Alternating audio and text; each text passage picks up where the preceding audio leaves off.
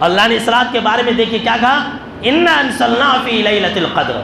ہم نے اس قرآن مجید کو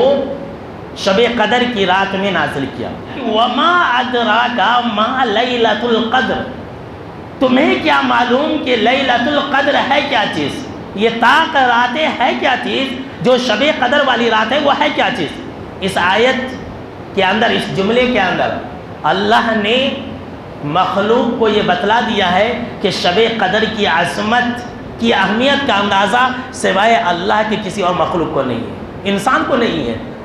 آج ہم کو اور آپ کو نہیں ہے، تبھی تو ہم طرح طرح کے فضول باتوں میں رات گزار دیتے ہیں، کھانے پینے میں، سونے جاگنے میں گزار دیتے ہیں۔ اگر ہم کو اور آپ کو شب قدر کی اہمیت کا اندازہ ہوتا تو اللہ کی قسم ہم ایسا کام کبھی نہیں کرتے، روتے ہوئے، عبادت کرتے ہوئے، سجدے میں گر گراتے ہوئے رات گزارتے۔ اللہ خود کہہ رہا ہے کہ انسان اور دنیا کی کوئی مخلوق شب قدر کی عظمت، شب قدر کی اہمیت کا اندازہ نہیں لگا سکتی ہے، کوئی مخلوق اندازہ نہیں لگا سکتی۔ اس کی صحیح عظمت کا حال اللہ رب العالمین کو معلوم ہے۔ پھر اللہ رب العالمین نے یہ کہا کہ اس رات کی عظمت کو سمجھنا ہو تو لیلۃ القدر خیر من الف شہر، کہ 1000 مہینوں سے بہتر والی رات ہے۔ 1000 مہینے عبادت کرنا، 1000 مہینے نماز پڑھنا، 1000 مہینے تلاوت قرآن مجید کرنا، 1000 مہینے صدقہ و خیرات کرنا، 1000 مہینے ذکر و اذکار کرنا، یہ برابر ہے، ایکول ہے،